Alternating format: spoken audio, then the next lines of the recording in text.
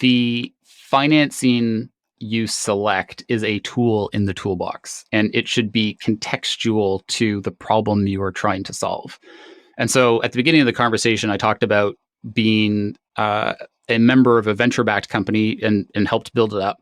And then I talked about bootstrapping a company. And then now I'm talking about taking a company public at a very early stage and doing a number of acquisitions. And all three of those are three extremely different sets of financial decisions that have massive ramifications on the culture and the tempo and everything sort of from there on. And so I don't think it's around, well, I just like to raise a VC and therefore that's what I'm going to do. Or, hey, I just like taking companies public because it's a ton of work, but if you're successful, then it feels great. Like I think that's the wrong way to look at it.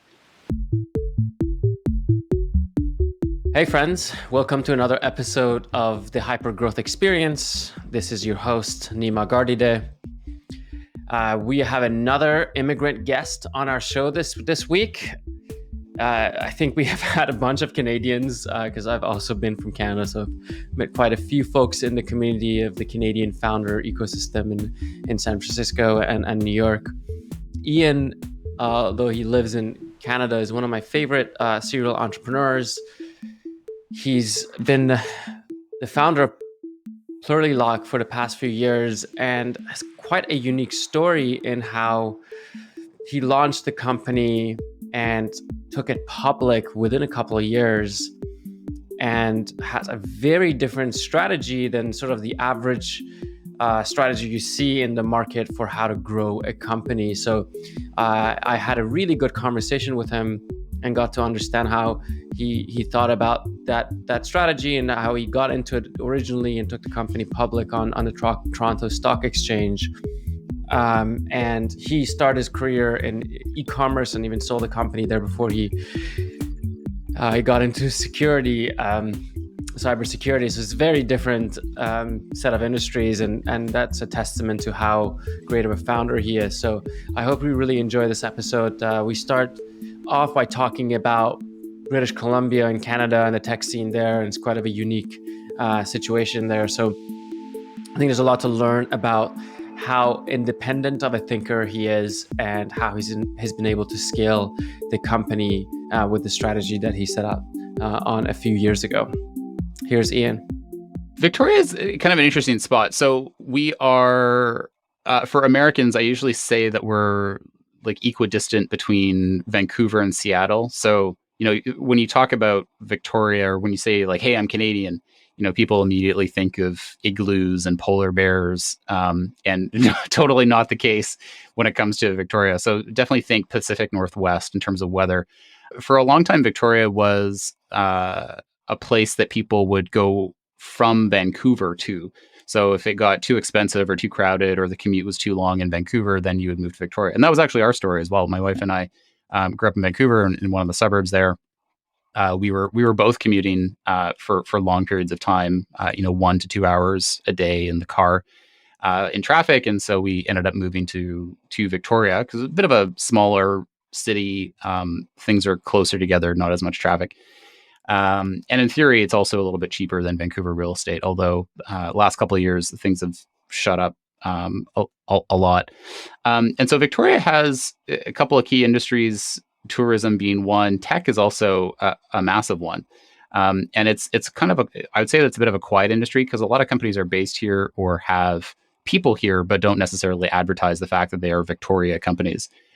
Pre-pandemic, there was a bit of a trend where you'd have a tech company that'd go raise their Series A or Series B in San Francisco. And they would proudly say, we are based in SF, but it would be like 2 people in SF and the rest of the team would be back in Victoria. So, that type of thing has been known to happen. Yeah, and it's an interesting thing. I think Vancouver and Victoria in general have been that sort of like second hub for people that want to have access to the Valley, or the San Francisco sort of Bay Area, but they're Canadians and they want to be in Canada. Sure. There's also access to cheaper talent, to world class, but doesn't want to live in the Bay Area. And so, are your company remote, or are you doing the half half of your staff is in the Bay Area and the rest is in Canada? No, we've had an interesting progression. So 2 years ago, we were firmly headquartered in Victoria, but we had a large remote contingent. The staff had always been extremely diverse, both in terms of time zones and cultures, and we really benefited from having a very diverse staff. And so while we started in kind of a core nucleus in Victoria, people started to just spread out, kind of move around. People would take some time off, they would go elsewhere, etc. And so the culture that we developed pre-pandemic was one that really was built to accommodate people who were not necessarily in Victoria. So absent a handful of rituals, most things happened on Slack. Most things were documented in email, and we were able to support folks who were just not in the office. What we saw in 2020 when we went through COVID was we took those same patterns and we increased them, and so we multiplied them. And so now I would say that we are a 100% remote distributed culture. However, we do still have a couple of offices. Incidentally, Victoria, we don't. We've got some folks who work out of a co-working space, but for the most part, we are fully virtual first. And then where we have groups of people in specific cities, we'll have some sort of spot, whether that's an actual leased office, whether that's something else. And so today we have operations north and south in India, operations in Victoria, LA, Ottawa, and New York, New Jersey. So it's been a lot of growth over the last 2 years. And are these places where you have an office, or is this where people are located? Both. What is the threshold? I guess, like, is there a threshold? Is it 2 people you'll get an office, or is it how do you think about the choice there? We've done 4 acquisitions over the last 24 months, and so a lot of it has been what was already in place. But in terms of our decision making process, the first question is, what do the people actually want? Right. So if people are saying like, hey, I've got a bunch of young kids at home and I'm working at a 2-bedroom apartment and I'm dying to go somewhere, then absolutely, like we'll try and find a way to accommodate that. Vice versa, if people have like an hour and a half commute in LA traffic to go to the office, that's, it's actually a chore for them to go to the office. So we solve first for what do the people want, and then the second is what actually is going to be helpful. As having people in a central location helpful or hurtful. But I think what we've come to the realization of is that having in-person meetings is important. It doesn't have to happen every day. And if it happens once in a while, you still get a ton of value from that without necessarily having to burden employees with super long commutes. Yeah, and I think I personally have the same philosophy around it. It's just, let's solve for the communication, the type of communication we want to have, and what is at a personal level makes sense for the people that are working there. There's folks that do not want to leave their apartment. They would get upset if I asked them to come to an office, all the way to folks that are absolutely craving to be in an office with folks. And we're out of 12 countries, and so we've always had to like think through how do we make that type of stuff happen. I want to go back in time a little bit before we get into this, like, how did you decide to buy these companies, and why did you even go after these specific ones? Let's talk about Ian a little bit. Who are you? Where you grew up in Vancouver, which you may not understand, but your path as an entrepreneur, we were talking about this earlier, that you feel like is the same. You've been doing the same thing over your career, but you've been in wildly different industries. So how did you start as an entrepreneur, and what was your sort of first thing that you would count as an entrepreneurial sort of venture in your history? Yeah, I consider myself a data entrepreneur because functionally the thing that I have done across a number of industries is solve problems using data. And currently I am solving cybersecurity problems using data and some fairly advanced machine learning. Previously, I helped companies who had data answer questions with that data.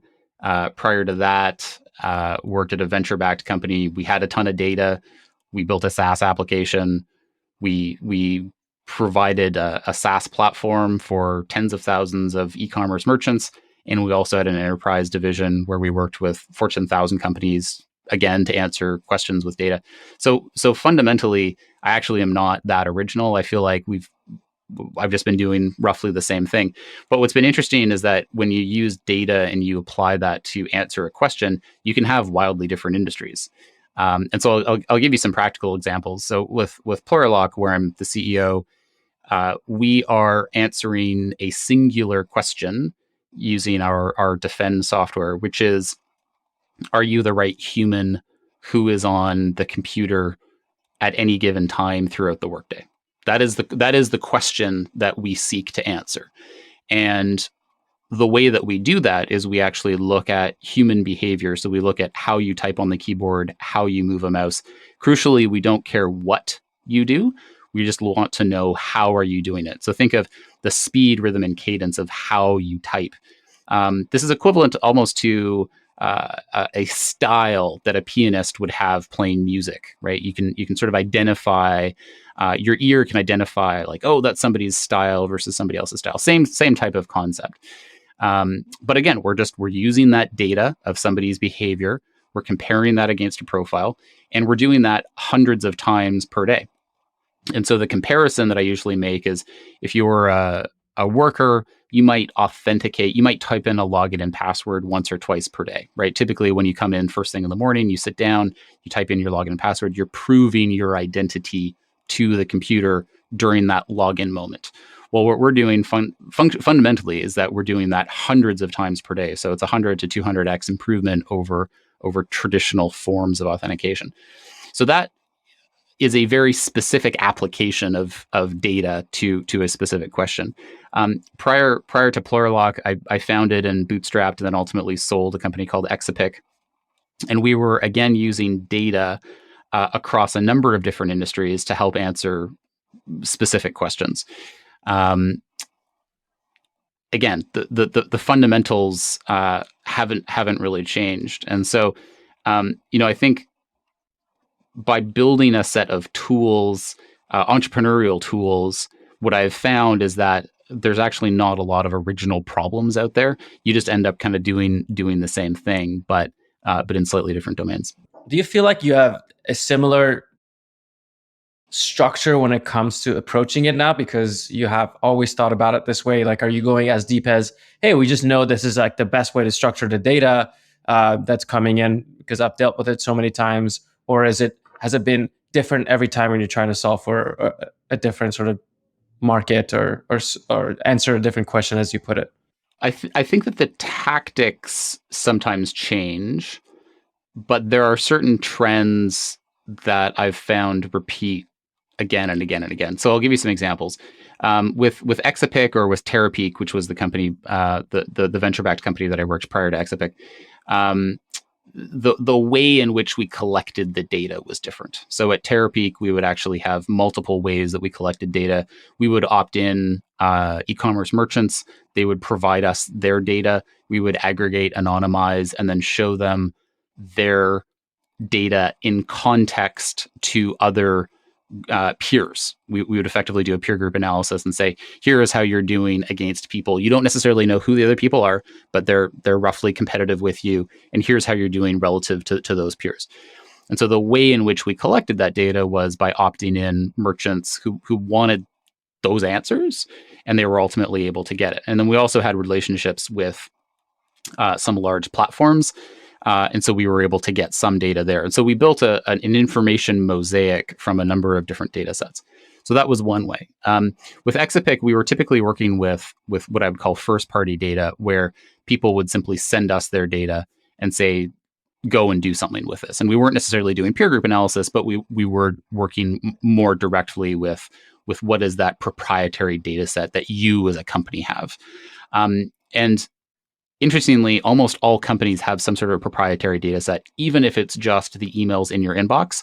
There ends up being really proprietary insights. And so there's a whole set of conversations that we can have around data proprietary to a specific business.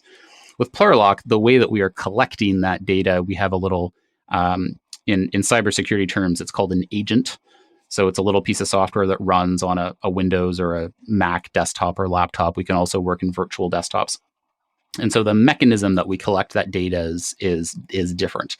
So those are the things that are different. Now, the things that are the same that I would say that I see again and again and again is that recency and speed, or effectively time. We'll abstract that to time. The more timely you can get the information, almost universally, the more valuable the information becomes. And so if you know that there was a set of transactions that took place in a specific e-commerce niche. So, for instance, you knew that Sony DVD players happened to be outselling Samsung DVD players. If you know that that happened last year, that has a certain amount of value. If you know that that's happening right now, literally right now, that has significantly more value in most cases. And there's a whole set of actions that you can take by knowing something is happening right now, or even knowing that there's likely to be something that happens. If you can actually get to the point where you're predictive, that usually has more value as well. And so the element of time is one of those trends that, regardless of the industry that you're in, tends to show up and say, can we get it from 5 days old to 1 day old?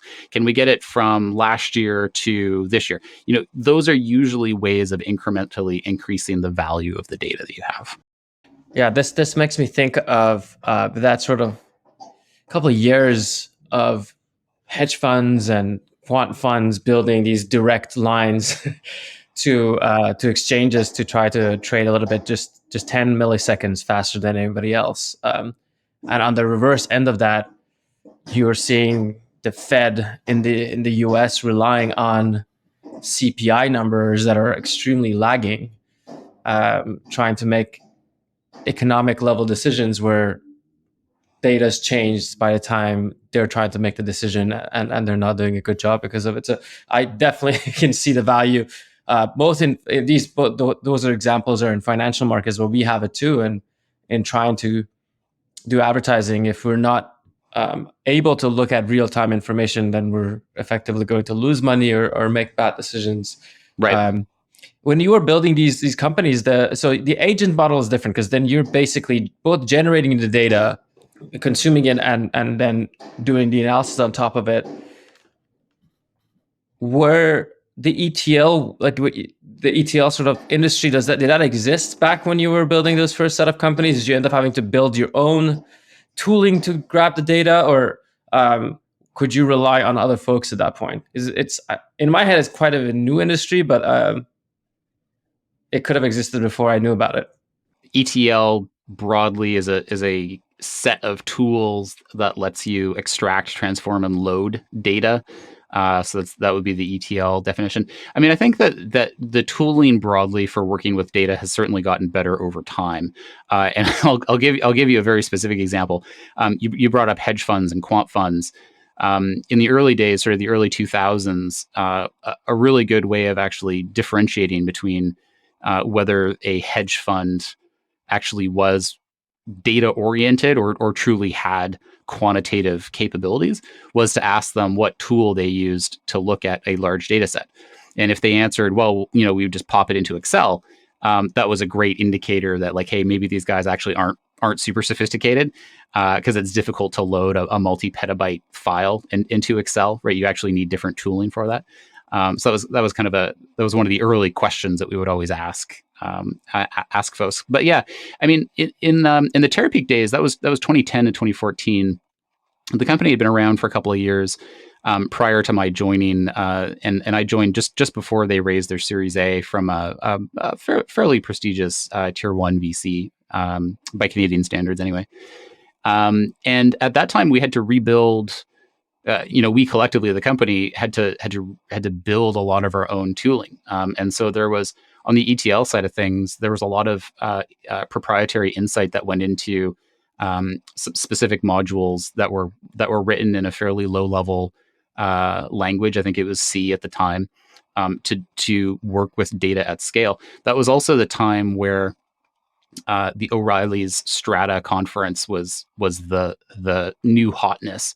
And this idea of using Hadoop or using MapReduce jobs, this was like the new innovation. So I'd say since then things have gotten a lot easier, and actually a lot of the companies that that existed in sort of the 2010 to 2020 era that had to build all of their own tooling that then got acquired, a lot of those founders I'm now seeing are going off and starting data companies.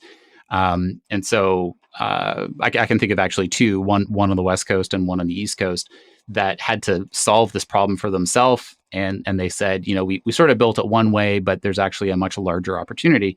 And they're off now building data companies, and actually not only data companies, but real-time data companies. So going back to that time, right? It's not just, hey, can I do a batch process once a day to load data into a database? But it's how do we actually get data at the second that we get it? How do we make it consumable, actionable, useful for ourselves and for our customers? So I think that there's some interesting opportunities there for founders to build out more specific tooling, both for themselves, but also for other customers as well as the business. Yeah, it's an interesting thing. Like I had Peter Peter on from Mozart Data here, and he's building the company that he wanted to use if he were running Yammer again on the data side. He was sort of running the data team at Yammer, and they had to build all of this tooling themselves to pull the data in, to understand what's going on within their user base. And he's trying to democratize that tooling effectively, to just give it access to companies. We're actually users of it as well for our own growth team and the work that we do. And just makes so much sense when you've already done it and building it up. And when I was at Tapalytics, we had done a lot of this work as well, because this basically consumption and then transferring it and loading into another data set for analysis problem is common. Everyone basically solves it from scratch. And fortunately, now that I think the last few years, we're seeing companies come around and build the infrastructure layer type products to make it easier. Well, I think that's why we've seen companies like Snowflake just become so wildly successful so quickly. Is because this dealing with data is a massive problem. I mean, it's a massive problem in the sense that the problem itself is massive, but it's also massive in that a lot of people have the problem. And so companies that can solve it really well end up being really successful.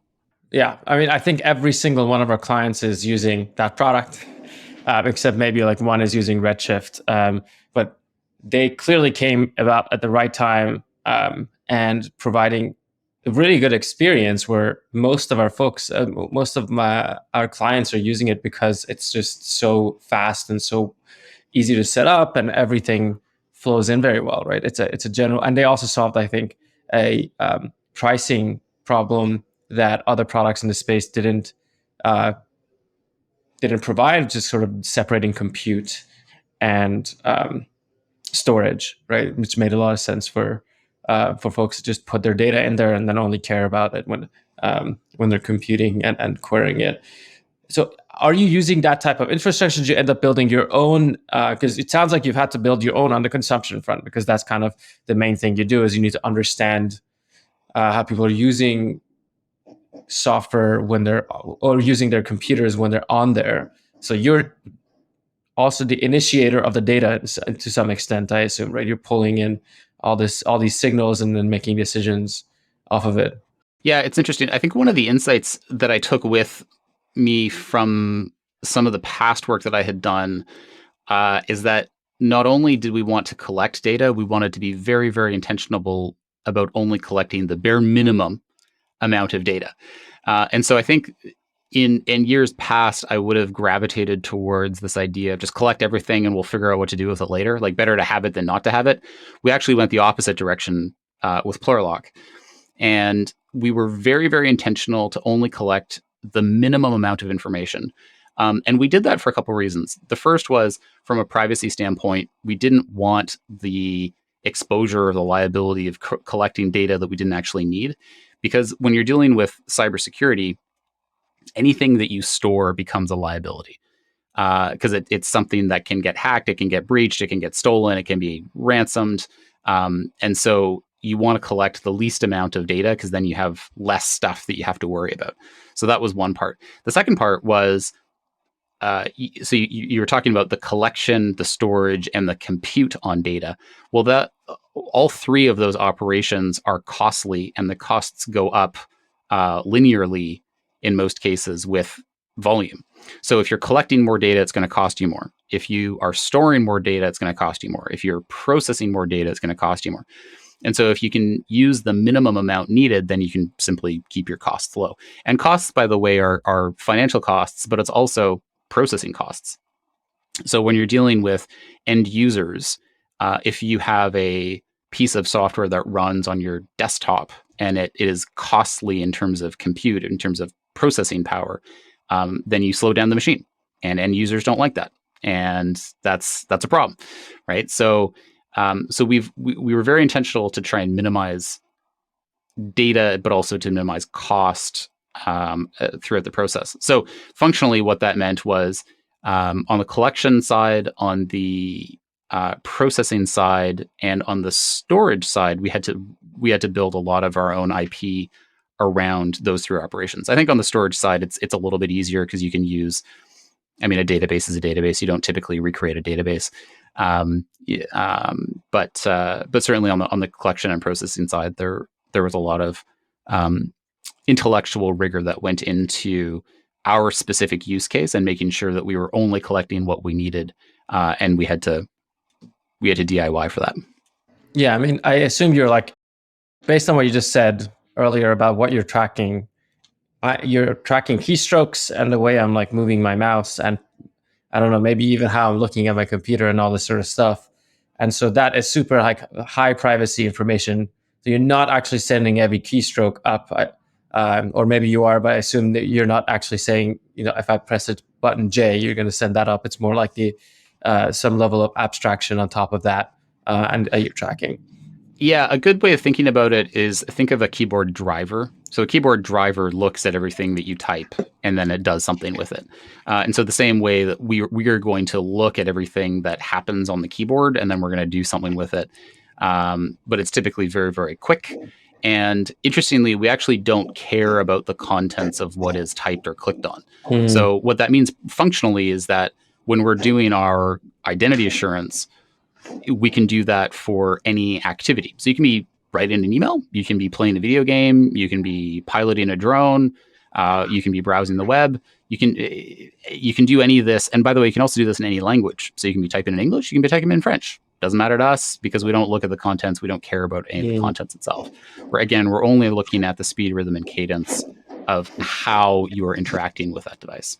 This is really cool. I really like the piano example you gave because it's kind of like a style. Everyone has a style of handling their machine, and you just kind of like link them to their style. It's their fingerprint. And are you doing is the ML happening at the device level? So on device, as I'm typing, you have some model that is checking constantly if I'm me, or is that going to your servers and then you're checking if I'm the right person? Like, or maybe that information you cannot share because that's like a security detail that should not be shared. But I'm always curious if ML is happening in the cloud or if it's on device. So it's a good question. We would characterize that as does the compute happen in the cloud or at the edge? And the answer is sort of it depends, because what we're finding now. So with 2020, there's a huge shift to remote work. What we're finding now is that, actually very topical, going back to the first part of our conversation, that the whole white collar industry is moving away from remote work, and now we're entering hybrid work. So most companies, from what we're seeing, have to accommodate users who are sometimes working at home, sometimes in an office. They're going to go back and forth, and you have to support both in a way that enables them to have a full experience in both cases. And so at that point, where the compute happens, whether it's in the cloud or at the edge, can differ depending on sort of where the user is. The other thing, to add another element of complexity here, is that in some cases you have physical devices. So like right now, I've got a laptop that's sitting in front of me, but for more secure workloads, like if you're working with something that's very sensitive, maybe it's classified, maybe it's healthcare information, maybe it's proprietary trading algorithms, to go back to our hedge fund example, you might actually work on a virtual desktop. So you might remotely connect into something in the cloud that then, where all of the data is stored in the cloud and all of the compute is happening in the cloud, you're going to act on that in the cloud. And so there's never actually any data that comes back to the edge, right? And so what's even more complex, and what most people don't realize about IT and cybersecurity more generally, is that once you hit a certain size, once you hit a couple hundred employees in size, almost always you have to support all of these use cases. Even if you tell yourself as a business owner, hey, we're just going to have like butts and seats, people are going to come into the office, that's it, we're not going to support any of this crazy remote work. There's always going to be one person, and usually it's actually the executives, by the way.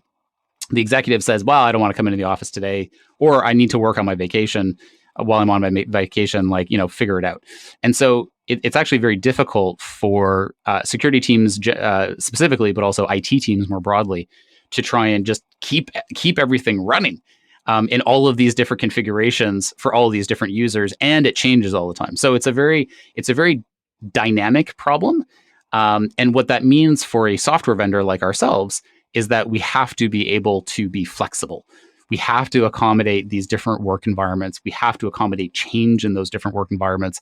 And you don't have the luxury of simply saying, well, I don't want to support remote work or what have you. Yeah, and this I feel like can be generalized to when you're supporting enterprises. You do need to support all these niches and different problems that they deal with as a software provider, and you cannot just be a small feature. It's not just enterprises. I guess that's the aha moment that I had coming into Plurilock, is that it's all businesses, almost regardless of size. Again, once you get into a couple hundred employees or bigger, which if some people would describe that as a mid-market company, some people would describe that as a small to medium enterprise.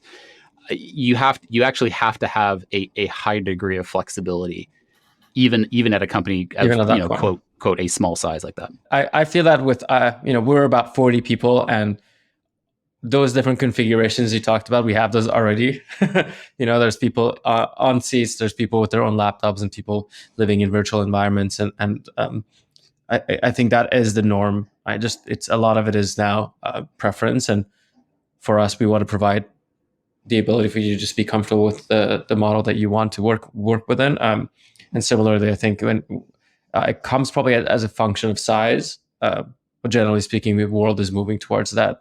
So long as you're mostly a remote company, and so how walk us through the journey of starting this company. So how did you decide that you're going to become a security expert in the midst of all that? And what has the journey been like? How have you grown? And we can talk about maybe the going public part of your story, which I remember finding quite interesting and unique as a way to create the strategy of your company. So. Yeah, we've taken I'd say an unorthodox approach. And so if I zoom out, the first part of my career was at a pure venture-backed e-commerce analytics company. So that was Terapeak. They raised a $4 million Series A, which at the time was what a Series A was. Still no longer $4 million. Not a seed, yeah. That's like a mango seed. So that was a pure play venture-backed company. The company was eventually acquired by eBay, and I was extremely fortunate. I got to see exactly how that all played out from just prior to closing the Series A, and then I was there for a good chunk, and then the company was eventually acquired. Exapic, which was the company that I founded after that, was 100% bootstrapped. I used to brag that our startup funding was a $10,000 Visa card that I maxed out.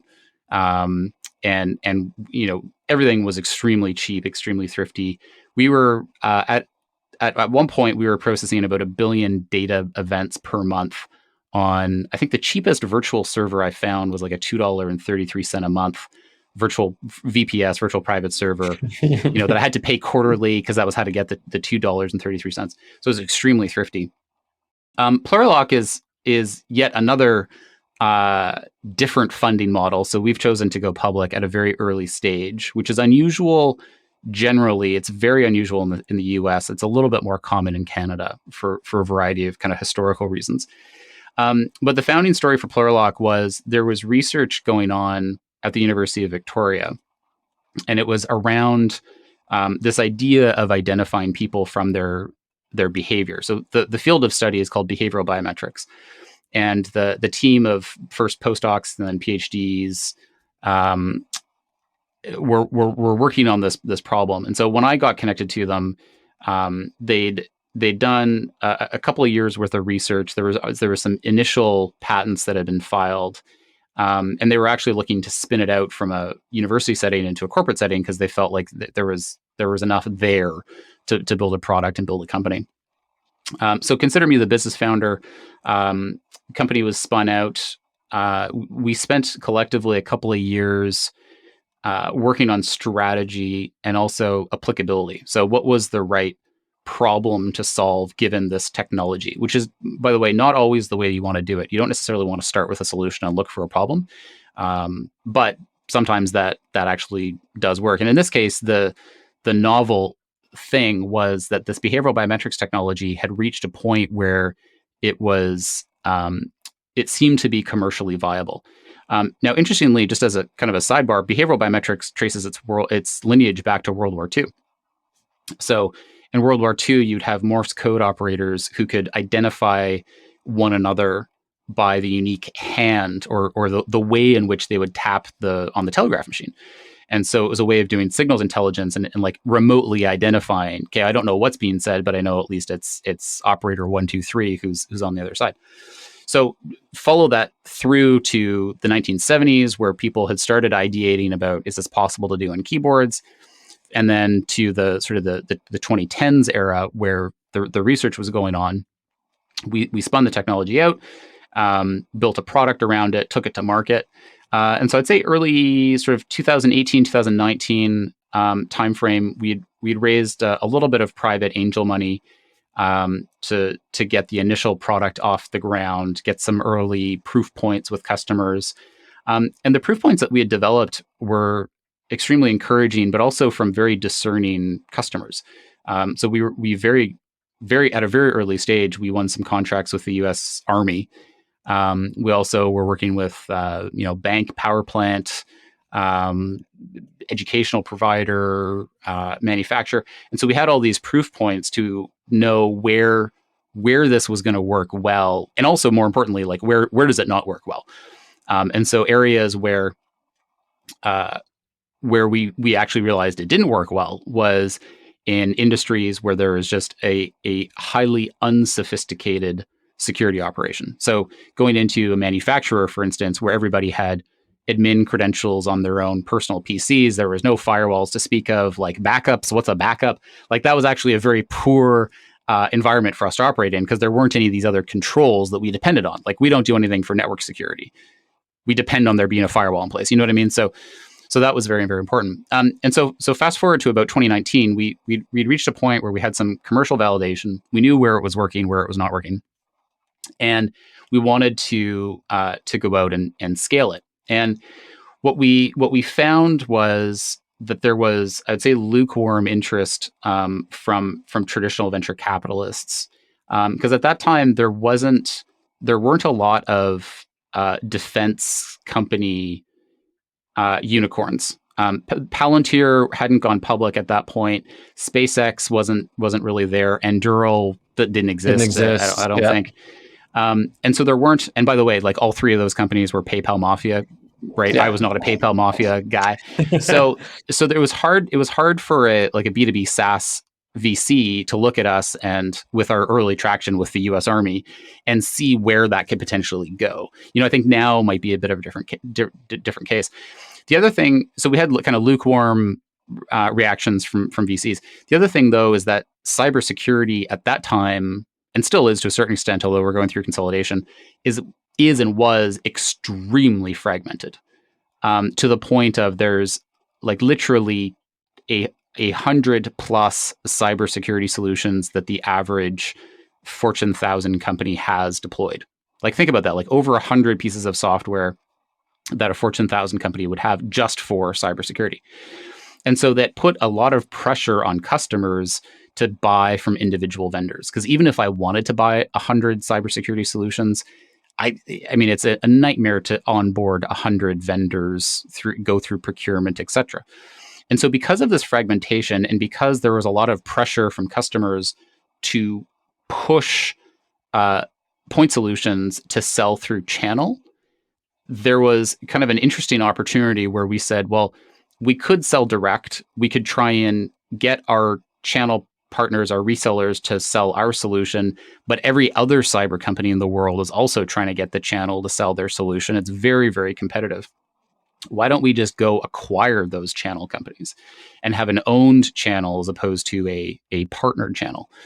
And so because we had that M&A strategy kind of baked in as a result of ultimately what the customer wanted, but kind of what the industry characteristics were, we felt that a go public process actually made some sense. I don't think, had we not had the M&A strategy, it probably would not have made sense for us to go public just to raise capital, and certainly not at an early stage. But because there's this M&A angle, then accessing the capital markets and having a public currency like the shares that we could use for acquisitions actually did lend itself well. So that was how we arrived at that conclusion. And so we went out, we tested the market, we identified some interest, and I'll never forget, we got everything locked in right at the end of 2019. We signed all the papers to start the process, and we actually did a small bridge financing prior to the go public. And there are some reasons why it's a good idea to do that. But anyway, we closed that. I think it was February 28th, 2020. And then I think March 1st, like the whole world fell apart from COVID. And so we went through this, embarked on this go public process during the middle of the pandemic. And thankfully it worked out, in the end, although it was not a sure thing, I will say, during the early part of that process. That must have been so scary. Walk me. So I don't know much about. So you went on one exchange, right? The Toronto Stock Exchange, if I'm remembering correctly. How does the process work? Like, and I assume the bridge round, I'm just making assumptions here, is a good idea because you're locked in for a while. You want liquidity for the people that are owning the shares, or something like that, or you just needed more capital in the business. But yeah, I guess a couple of different questions. One is, what does it take to go public? What are the requirements in that part of the world? And the second question is, did you already have this strategy? Was that something you just believed in at that point, or were you already buying some of these channel partners and you just wanted to use the public strategy to do more of it, and it's going to be easier? So I assume you're doing like stock swaps and using your stock price and all these different interesting ways. I'm super curious how it got there. So one of the learnings that I had is that going public is not a singular process. There are multiple ways to go public. And interestingly, it changes both depending on the jurisdiction that you're in, but also the exchange that you want to go on and what tools do you have available to you, frankly. So the specific flavor of go public process that we used, we went through what's called a qualifying transaction. It's more informally known as an RTO, or a reverse takeover. And so functionally, there was a publicly listed shell company. And because the shell that we used was actually a purpose-built one, like it was designed to exist simply as a shell and then look for a transaction to put into it, very similar to a SPAC. The joke that's actually not very funny is that I say the difference between a SPAC and a CPC, which is the shell type that we used. The difference between a SPAC and a CPC is like 3 zeros, because typically a SPAC has hundreds of millions of dollars in it versus a CPC, which has like $1 million in it. But I keep trying that joke and like nobody laughs at it, so I might drop it at some point. What does CPC stand for? Do you know that? Capital Pool Company. So that's the program. That's my understanding is it's specific to the TSX Venture, TSXV. Mm-hmm. But it's there to facilitate these types of transactions. Now you can also use just a another shell, like a defunct mining company, for instance, and there you would do what's called an RTO, reverse takeover of that shell. But in our case, we had a purpose built one. I think the benefit of using a purpose built shell is that in theory, it's totally clean. There's no hidden liabilities or whatever, because there was no operating business in it. But in our case, anyway, we did a qualifying transaction using a capital pool company. We we had a lot of advice. I had a lot of advice through the process, and thankfully, there were a couple of key items that we did. One of them was we did that bridge round. I don't know if we actually would have gone public had we not had that bridge round in place, because the process ran longer because of COVID. I'm also told that the process almost always runs long, just in general. People will sometimes think you can get it done in 3 months, and it always takes at least 6 or 9 or 12 or whatever it is. But it also it aligned incentives, and that was one of the things that I didn't fully. I'd never fully appreciated what the term aligning incentives like really meant.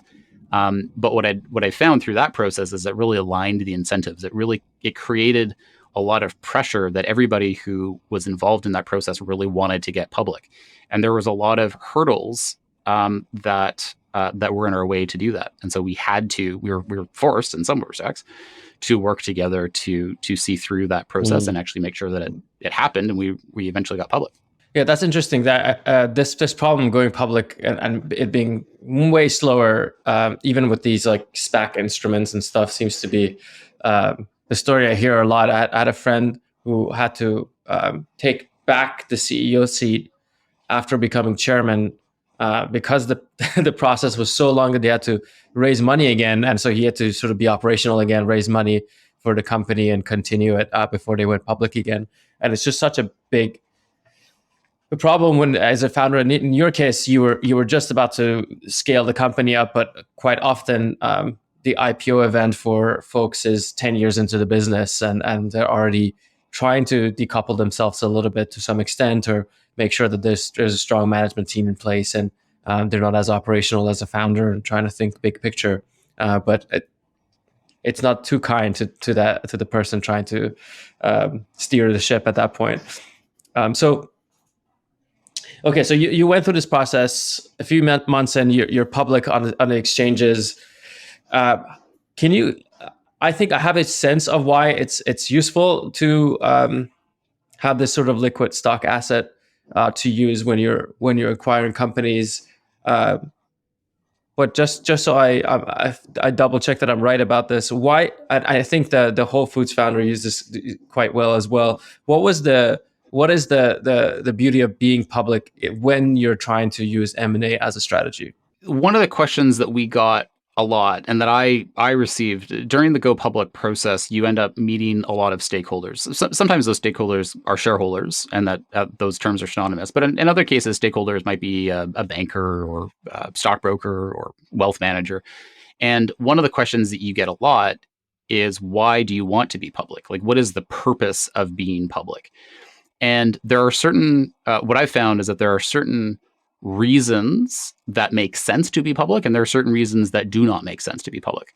So some of the advantages of having a public company is that in theory, there is liquidity for owners of the shares. That in theory, there's an ability to easily facilitate the exchange of shares for money. And so if I have shares and I want to get money, and as long as I abide by the appropriate insider trader regulations, that I could sell those shares and exchange those for money, and vice versa. If I wanted to own more shares, I could go buy shares from somebody else, and that's easier to do in a public company versus a private company. When it comes to mergers and acquisitions, and kind of more specifically acquiring companies, there's what I have found is that there's a couple of benefits. The first is that if we need to raise capital, there is quite literally a capital market to be able to go do that in. And so, could you do this privately? Yes. Could you do this publicly? Yes. I can't remember what the exact stat is, but my understanding is that the size of the entirety of the VC, the venture capital community is tiny compared to the global capital markets ecosystem, right? That venture is actually just actually a very small part, even though it dominates a lot of the conversation for early stage tech companies. So there's a capital markets you can use to go raise capital if and when you need it. The second, though, is that you can actually use shares to pay for acquisitions. Now, you can do that in a private company as well, but in some respects, the perceived value of private company shares is worth less because the people that you give those to can't easily exchange them for money. Versus in a public company, again, that's one of the the core things that you can do.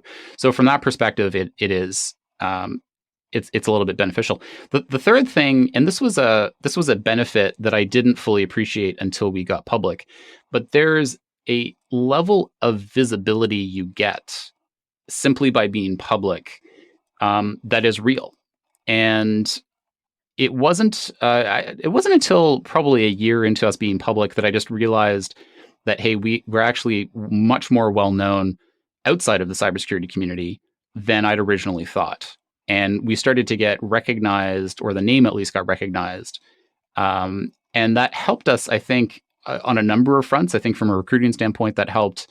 From an M&A side, that helped because we had some notoriety. We had a brand, and that brand was both as a cybersecurity company, but also as a publicly traded company. And there's, to a certain extent, there's a perceived level of diligence that has occurred on a public company because you have to.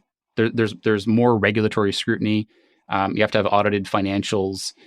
You have to abide by the exchange policies on top of securities laws, and so you end up going through a number of these hoops that you have to jump through, and that sets you apart to some degree from an equivalently sized private company. And so there's a perceived level of validation that sort of comes with going through that public process. Effectively, what I'm hearing is that liquidity is very important and powerful when you're trying to acquire companies. Because if I am the founder of one of these channel partner companies, and you knock on my door saying, "Hey, why don't we partner with you and take over?" I'm more likely to have this conversation because all you're going to do is give me stocks in your corporation, and then I can go out there and get cash for that immediately. I don't have to hope and wait for you to have some exit event or become public in the future. And so there's like a very clear, okay, well, I can do this, and it's much more clear. It's almost as if you're giving me cash, but it's not exactly like that. It's just one abstraction removed from actual cash. And are there upsides of when you're doing these acquisitions, you get some speculations on the stock, and so the value goes up or down? Is that maybe mostly negative because you've been also public in one of the worst times in the history of the market? Yeah. Right, it's good and bad. I mean, you certainly didn't hear people complaining about being public when the markets were roaring. In 2021, I think you hear a lot of complaining when the markets are terrible. So I don't think it's a good thing. I just think it's a thing. Like I mean, if you have economic tailwinds, then it's going to be a positive. If you have economic headwinds, it's going to be a negative. And so what we try and do, what I try and do is focus on the actual business. I mean, the business to a much larger extent, we have control over. Like we can control: do we make a hire? Do we not make a hire? We can control. Do we take a product to market? Do we not take a product to market? You can't necessarily control sentiment. You can't necessarily control some of these external factors, and so you just have to deal with it. Now, what I will say is that both in an up market and in a down market, the market itself can be a massive distraction. And so, thankfully, like we've not had too much of an issue with it, but I've certainly heard stories about employees checking the stock ticker multiple times throughout the day, and it being a huge distraction. Again, like distraction both in a good way and a bad way. Like it's distracting. I think also as a public company CEO, there's a tremendous amount of time required to manage the public side of things. And so one of the things that I heard in the go public process is that you actually have two companies to run. You have the public company, and then you have the actual business, and that those are two full-time jobs. And then if you layer in doing acquisitions and then actually acquiring other businesses, then you have like 3 or 4 or 5 businesses that you're actually trying to run. Now, our model here at Plurilock is to acquire businesses and then to integrate them, which is different, by the way, than some other models. So you could take like a Berkshire Hathaway model where you buy businesses and you leave them alone. You don't touch them. You don't integrate them at all. And that's kind of one end of the spectrum. And then you have another end of the spectrum where you buy a business and you centralize everything. You centralize HR, you centralize finance, you integrate, you rebrand everything, and it become, you almost like get consumed by the Borg. And then there's various stops on that spectrum, right, between those two ends of the extreme. And so Plurilock's, I'd say more in the, so we're in the middle, but I'd say we're more on the integration side, because what we've found in the cybersecurity industry is that there really are economies of scale that you can get if you have the businesses that you acquire actually interact with one another. If you centralize procurement, if you centralize, take away the headache of HR, rather than making 3 businesses all deal with the same HR issues. If you can take that away and say, like, listen, just go, don't worry about that. We'll take care of that over here. And we can do that rather than having 3 part-time people. Maybe you have 1 full-time person. So like there's some benefits there, but it's a lot of work. And so there's always trade-offs, and that's one of the trade-offs of centralization. Yeah, it's funny. We're going through a process of buying a couple of companies right now, and we've been talking about these things, and it feels like an art in itself, and a skill in itself, on figuring out how to merge these companies in properly, and letting them run completely in silo. Sounds easier, but in itself, you have less control, and have to sort of trust the team is kind of doing what they can, and there's all these inefficiencies that come with it, as you talked about. Are these all channel partner companies you're buying? So these are the distribution companies you're buying, or are you now buying sort of additions to your product or adjacent products that make sense? I guess, is the original strategy in place, or have you now learned that you can do M&A in all these different ways? I'd say the primary focus is to acquire cybersecurity. We call them solution providers. So companies that resell products and also provide value-added services to end customers.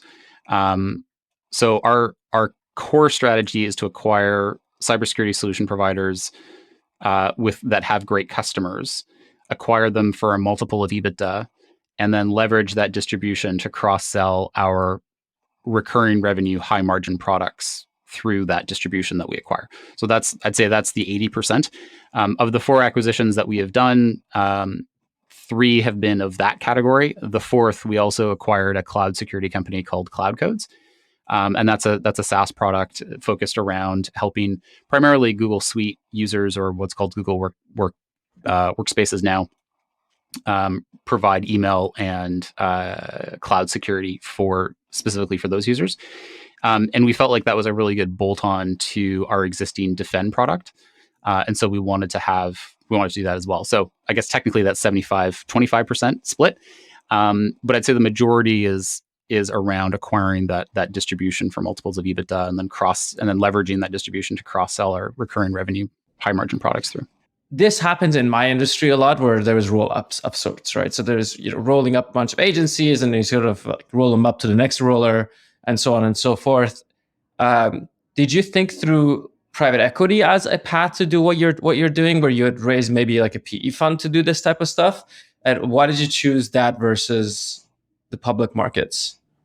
I think it's definitely a viable option. I think the timing for us in 2019, the markets were still fairly buoyant.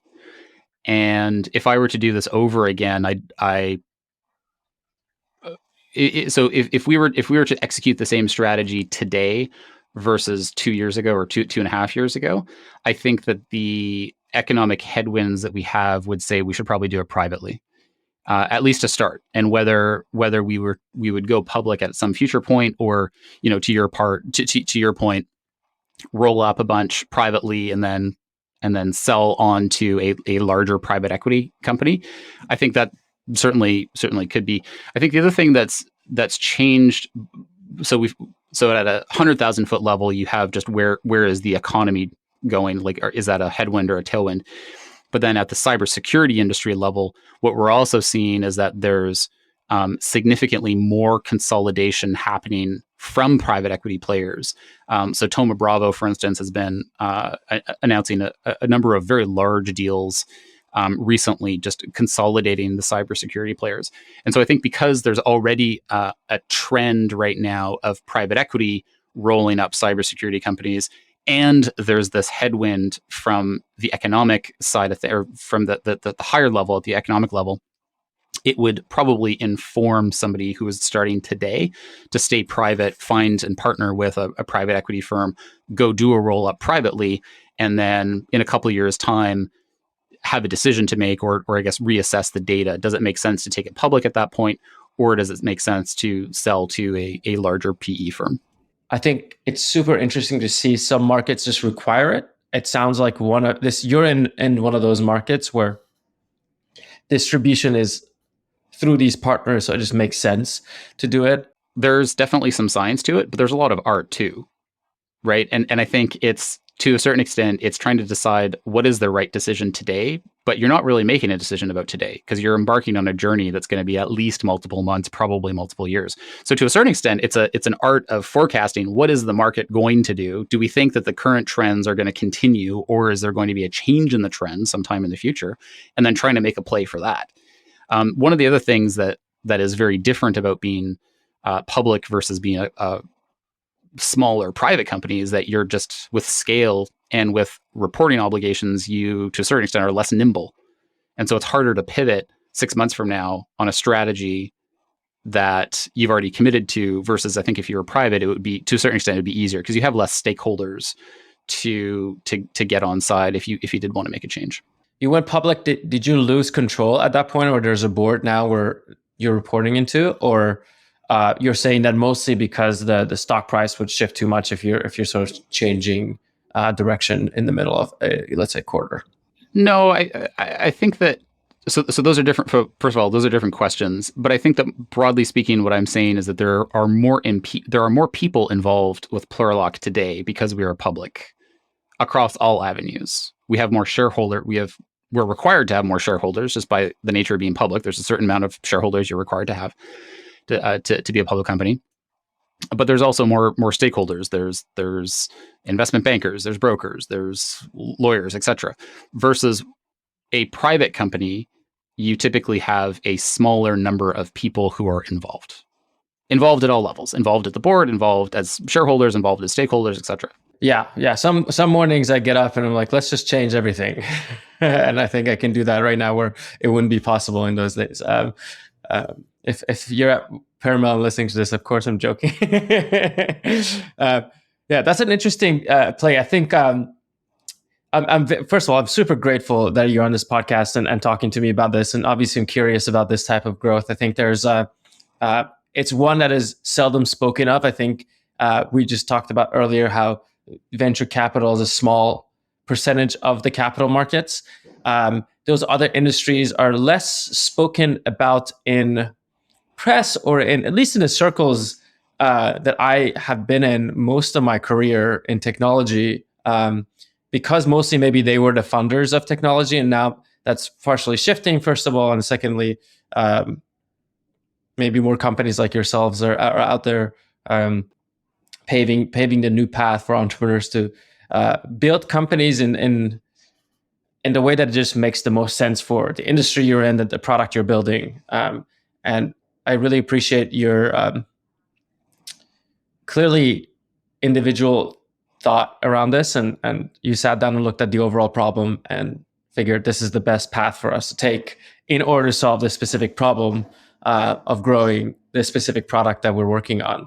It's a good point you make, because I think the financing you select is a tool in the toolbox, and it should be contextual to the problem you are trying to solve. And so at the beginning of the conversation, I talked about being a member of a venture-backed company and helped build it up. And then I talked about bootstrapping a company. And then now I'm talking about taking a company public at a very early stage and doing a number of acquisitions. And all three of those are three extremely different sets of financial decisions that have massive ramifications on the culture and the tempo and everything sort of from there on. And so I don't think it's around. Well, I just like to raise a VC and therefore that's what I'm going to do. Or hey, I just like taking companies public because it's a ton of work, but if you're successful, then it feels great. Like I think that's the wrong way to look at it, and it's also it's one is neither good or bad. It's simply whether it's a good fit for the problem that you're trying to solve. And I think it's really important to just take the emotion out of it and say, well, what are we trying to do? Are we trying to create liquidity for shareholders? Are we trying to like have that inform the type of financing that you choose or the lack of financing? I mean, maybe in some cases, maybe you're building a tech-enabled services company that really does not make sense to be venture scale, and therefore you shouldn't do any of the things that we've talked about, but actually just stay private, bootstrap, scale off the back of customers, etc. And that's appropriate for the problem that you're trying to solve. And so I think that's the thing that I would counsel folks. I get a lot of questions, especially from either venture-backed founders or founders of tech companies who are trying to think through financing decisions, whether it's, hey, do we go raise a Series A, or do we do like a round extension, or right now it's like, what options do I have other than raising venture? Because the venture markets aren't really open right now. And so yeah, and then, we're one of those tech-enabled services companies that you just spoke about, right? And we have effectively zero investors. There is like 1 or 2% of the company that's owned by some of our early friends who decided to invest when we didn't even know what we were doing or what we're building, and we sort of kept them on the cap table as a thank you. I keep trying to tell them that we can buy you out, but they want to keep it because they think it's great that they've been part of the journey. And I think having the luxury of going and searching for something to build for me was where we learned that this way of thinking is probably the best way to approach these problems of what market are you in, what are you building, what is the product, what is the service, and then tapping into the financing apparatus that makes sense the most. For us, it's a totally different financing world. We need factoring, we need that type of stuff, and debt is way more prevalent in what we're building than the average sort of tech company. And how has that changed like 6 months ago versus today? Because I've seen a lot of news like Clearco, I think, was like the go-to for e-commerce financing. Now it's no longer. How has the availability of debt for your business changed last year versus this year? So fortunately, some folks were in longer term deals with some of these providers, so they're locked in at some of the older rates. The problem is you have two layers of financing, mostly in the e-commerce world, at least, which we have a lot of exposure to. So there's inventory financing, and then there is advertising financing. And on the inventory financing side, it's usually older players. There's a handful of newer sort of providers that are still backed by, let's say, older banks. There's just effectively distribution channels for existing sort of capital pools. And then you have the new players, the Clears of the world, or Pipe for SaaS, and these folks. And they come in and they literally sit between you and your own revenue. So they're kind of taking their rate as the money comes in. And they've raised all these pools of capital in a totally different market, in a booming market. And we're had lower restrictions on how they could deploy it. And now it's changing. And the other thing that's changing, and it's changed over the past year, not related to the economy, has been the return rates that you get on Facebook and Google because of the changes that Apple sort of enforced onto the market. So a lot of these models just broke over the past 12 months. And we haven't been exposed to that much. We help people do these debt cycles. And I personally help the founders like set these things up. I still actually believe that that's the best way to run an e-commerce business, and you should not go after venture capital just because it's not venture scalable. but you can build a very good business just doing the math right on these things. But what we're seeing now is that you need more time to return the thing than you did before in e-commerce. So you have to think about it a little bit differently. And generally speaking, it's just the growth rate that you should care about. So you're having a slower growth rate than before because it's just harder to get the money back. So your return period is increasing. So then you have to also change your debt cycle to care for that. But I think it's pretty doable. And Clear, I think, is rightly moving away from this part of the market specifically because the formula's changed and it no longer makes sense for them to do that type of thing. And for us, we do our own that stuff because we run a services business and people are slow at paying invoices and all that sort of stuff. So is it fair to say that there is still capital available? It's perhaps at a higher rate and the payback periods are longer? Exactly. Yeah. Got it. Just slightly, longer payback periods for the specific sector that we're talking about, e-commerce. And then they're going to be more expensive. And that's totally fine. I think we're entering a different era for at least a couple of years where we care more about making money up front than we did before. And so everything has to match that. And it also comes from your debt provider is going to charge you more for the capital, just as much because capital is going to be more expensive. Interesting. Anyway, Ian, thank you so much for coming on. I appreciate this a lot. And I hope to have you on in a couple of years when you have 20 or 30 of these companies under your belt and learn from that experience. Well, Nima, listen, it was awesome to catch up. I really appreciate your time. I will say if folks are interested in cybersecurity, I do publish a Substack called the Cybersecurity Corral. So it's cybersecuritycorral.substack.com, which is twice a week, and it's the bare essentials. It's cybersecurity news for non-cyber people. So we tend to have a lot of finance folks or people who sort of need to keep an eye on cybersecurity, but they don't want to read a long thing. So it's no more than one page twice a week, just the essentials. And then also if founders are out there and they're trying to think through any corporate finance decision, whether it's going public, whether it's raising capital, debt, etc. I benefited from a lot of advice on my journey, and I'm more than happy to return the favor. So it's at Ian L. Paterson on the usual networks. Awesome. Thanks so much, Ian. Thanks. All right, that's another one for the books. I'm glad to have spoken to Ian. I think it was quite intellectually interesting to think about using M&A for growth and quite early on in the cycle of building a company, especially in the industry that he's in. It just makes so much sense after listening to him think through the space and what was the right approach for building Plurilock. I'm very grateful to have spent the time with him, and it's quite hard to find time with him. So it was great to be able to sit down for such a long time. The next episode is going to be with one of my friends, Maria Reumann from Kojo. I've known her for quite a few years and have seen her through the journey she's gone through to scale up the company and has now raised quite a lot of money for it and trying to take over the construction industry. She's one of the best founders I know, and we have a lot of conversations, generally speaking, about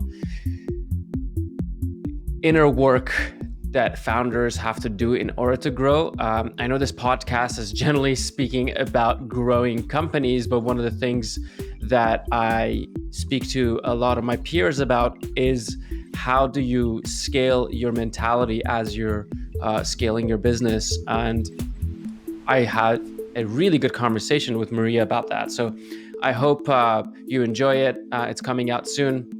And if you've been liking what we've been producing here, follow and subscribe us wherever and whenever you're listening to this podcast. Have a good one.